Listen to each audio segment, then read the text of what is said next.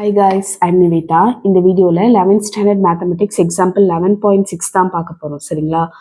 So இதில் வந்துட்டு இந்த வீடியோவில் நம்ம ஒரு 4 ப்ராப்ளம்ஸ் பார்க்க போகிறோம். ஃபர்ஸ்ட் நம்ம பார்க்க போகிற ப்ராப்ளம் e⁻3x அப்படிங்கிறது.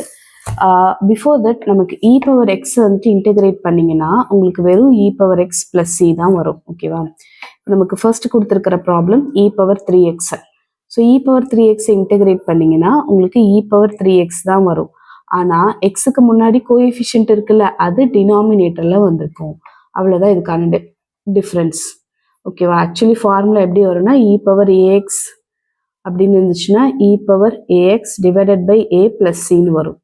இந்த திங் இஸ் அந்த கோஎஃபிஷியன்ட் வந்து டினாமினேட்டரில் வந்திருக்கும். ஓகேவா, ஸோ செகண்ட் ப்ராப்ளம் வந்து e⁻5 - 4xன்னு இருந்துச்சுன்னா இதை நம்ம இன்டெகிரேட் பண்ணணும்.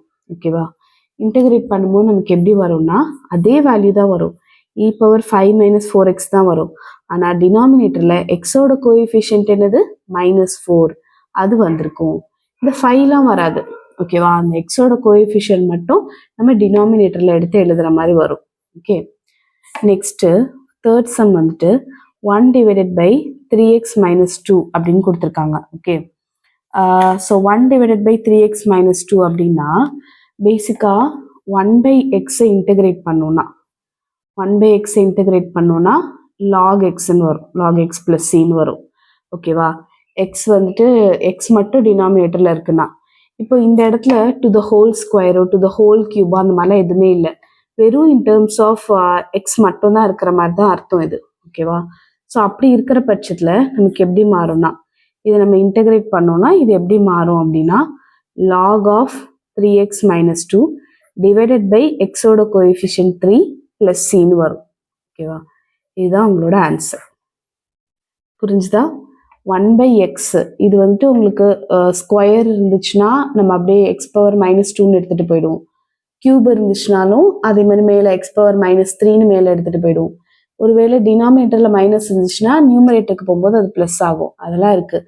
ஆனால் இங்கே வந்துட்டு உங்களுக்கு ஒரே ஒரு சிங்கிள் டேர்மாக இருக்கிறதுனால நீங்கள் அதை அப்படியே தான் வச்சுட்டு 1/x இன்டெகிரேட் பண்ணிங்கன்னா log x. அப்போ 1/3x - 2 இன்டெகிரேட் பண்ணிங்கன்னா log of 3x - 2 divided by எக்ஸோட கோஎஃபிஷியன்ட் என்னது 3 அப்படின்னு வரும். ஓகே, ஸோ இன்னும் ப்ராப்பராக சொல்லணும் அப்படின்னா நீங்கள் மாடுலஸ் இங்கே போட்டுக்கலாம் +c. நெக்ஸ்ட்டு ஃபோர்த்து கொஸ்டின் என்ன கொடுத்துருக்காங்க அப்படின்னு பார்த்தீங்கன்னா இதே மாதிரி தான் ஒரு கொஸ்டின் 1 டிவைடட் பை 5 - 4x. இதுவும் 1/x ஃபார்மேட்டு தான். ஓகே, ஸோ இதை வந்துட்டு நீங்கள் இன்டெகிரேட் பண்ணணும் அப்படின்னா log of 5 - 4xன்னு எழுதிடணும். டிவைடட் பை எக்ஸோட கோஎஃபிஷியன்ட் என்னது -4 + c அப்படின்னு வரும். ஸோ லாக் கூட இருக்கிறது நம்ம மாடுலஸ் அப்படின்னு மாதிரி போட்டுக்கலாம். ஓகே, ஸோ இதுதான் உங்களோட ஆன்சராக இருக்கும். ஸோ இதுதான் வந்துட்டு உங்களுக்கு இங்கே ஆன்சராக கொடுத்துருக்காங்க. ஓகே, ஸோ நமக்கு வந்துட்டு முக்கியமானது இன்டெகிரேஷனை பொறுத்தவரையில் இந்த ஃபார்முலாஸ் தெரிகிறது தான் இம்பார்ட்டண்ட்டான விஷயம். இப்போ நம்ம படித்ததெல்லாம் எக்ஸ் கூட ஏதாவது கோஎஃபிஷியன்ட் இருந்தால் எப்படி மாறும் அப்படின்றத படிச்சிருக்கோம். தேங்க்யூ ஸோ மச் ஃபார் வாட்சிங். இந்த வீடியோ பிடிச்சிருந்தா மறக்காமல் லைக் பண்ணுங்கள், ஷேர் பண்ணுங்கள், subscribe to my channel. Thank you so much for watching.